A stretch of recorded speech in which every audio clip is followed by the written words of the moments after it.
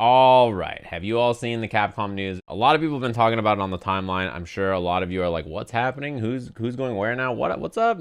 Huh? So first and foremost, there was this tweet. Calling all tournament organizers. Check out our new community license agreement for running events with Street Fighter V Champion Edition. As you can see, things did not go, I think, according to plan. I think as an idea, I can kind of see why they wanted to do this, right? Like, okay, they want the tournaments for the game to have like a standardized set of rules, right? Like, hey, if you're running our tournaments, you got to use these kinds of logos and these things. This is the rule sets and stuff that you can do. Here's like how it'll go with what you're allowed to showcase and broadcast in regards to our game. Here's a lot of this. You know, they can just go through the list of things and be like, this is what makes a tournament. And that would be cool because then you have a sort of standardized parameters you're looking for. And you can tier them, right? You know, like smaller events have to abide by these rules, and medium-sized events and large events, and then there's the CPT events themselves, which, you know, Capcom runs and everything. However, there's a lot of problems in here, and if you want to read a summarized version of it, in case you don't feel like reading through all of this yourself, Ultra David put out an article talking about it, and he's a lawyer who specializes in copyright. So he put this out, and the bulletin points at the top will give you a good summary of what it says in here, which is, all tournament organizers, regardless of size, have to get a license from Capcom, either by satisfying and agreeing to the community license or by getting a separate esports license. To qualify for a community license, total event prize pools and revenues from sponsors must be under thresholds that many existing events will likely go over. TOs can't charge spectator fees or sell merchandise based on Street Fighter V names, logos, and art. Also a problem in terms of how current events are run. Capcom gets the right to use stream footage and any photos or videos from the tournament. Also going to be a problem for a lot of TOs, and I'll go over why in a second.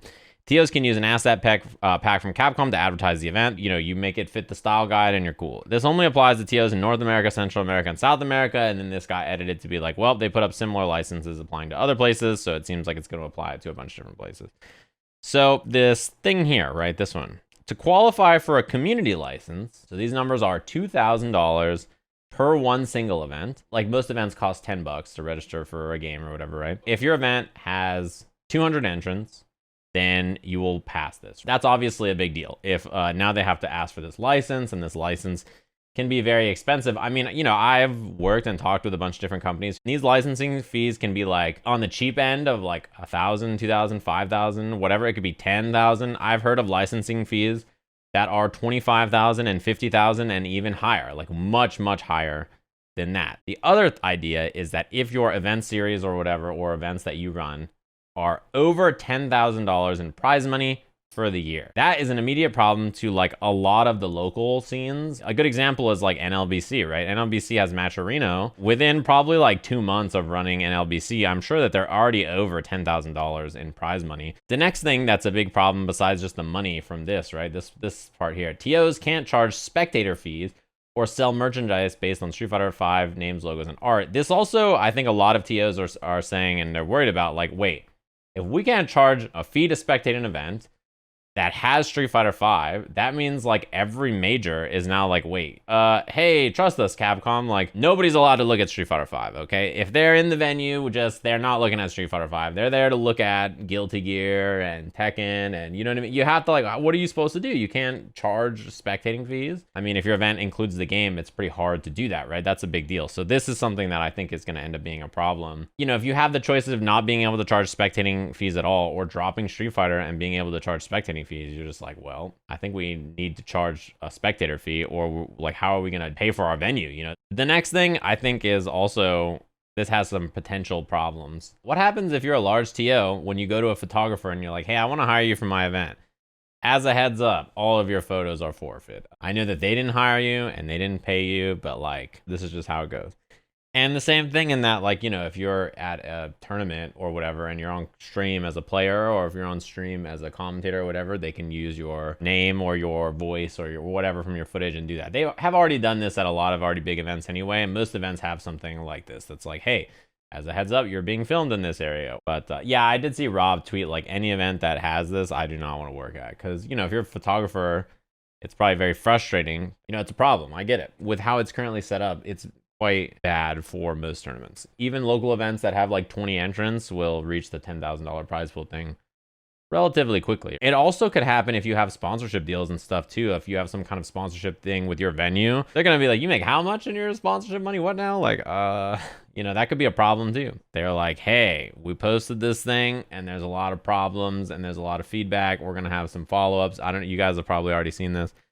I think the goal should obviously be for Capcom to set standardized rules and give people a place to sign up and be involved in their web of tournaments while making it easy for people to get info they need and do it in the way that makes sense. That doesn't smoke everybody, because this is just lots of marketing for the game and gets people interested in Street Fighter. Like, you know, tournaments, especially in the fighting game community, are such a massive boon. People get to watch high-level play all over the world from locals and regionals and top players and streamers. So if you can empower them to do that in a way that it benefits you to have like a standardized set of rules that doesn't mean that people are running shitty events that mess with the image of your tournament, and also help TOs out in knowing what they can and can't do, that's great. If you don't do that, if you just do something like this and piss everybody off, you're harming the community that just wants nothing more than to play your video game. People like Street Fighter. They want to play Street Fighter. And they're like, come on, please, just don't fuck us over. I don't think that they think that this is going to make it easier for everybody to run tournaments. They could say that, but I don't think that's the case, right? They're doing it to make their IP a little bit cozier for themselves and to make it so that they're like, hey, this is the kind of tournaments you got to run. So they can protect themselves if people do nasty shit with their IP at events. But it hurts multi-game tournaments, especially at the scaling level, very quickly. If you need to make it easier for you legally to handle it and you want standard rules and stuff, that's cool. But don't do all this. Come on, man. In the fallout of this, there's always kind of a reoccurring sentiment when like things like this happen. People say, damn, Capcom sucks. Come play Guilty Gear or KOF. Like, we don't have to deal with all that. Just come play our game is sick. It's the sickest thing ever. You know, who cares if Capcom's whack and you love Street Fighter? Come play my game. I have to say, that is probably the last thing that somebody who's a Street Fighter fan who's trying to like play a tournament, it wants to hear. Your game has all these bad rules, but it's okay. My game is sick. You can just come play my game instead. I mean, first of all, you're spitting. But second of all, I think what most Street Fighter fans want is not to go play a different game. They want Capcom to just let them play the game they want to play, you know? And this is why, and it goes back to rollback being a big thing that people care about, or crossplay, or frame data not being charged for, or whatever thing happens in some game and you want it to be included or not included, or they have a problem with it.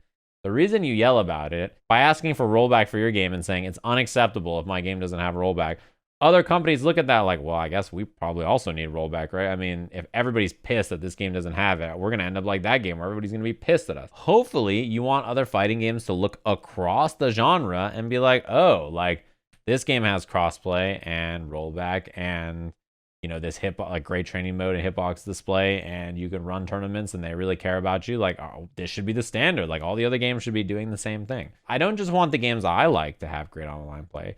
Even the games that I just try briefly and I move on, like I hope that their online play is good. And even the games, if I think a fighting game is just awful and I'm like, I don't care about that game at all, I still want everybody who does like the game to be able to play it online, you know?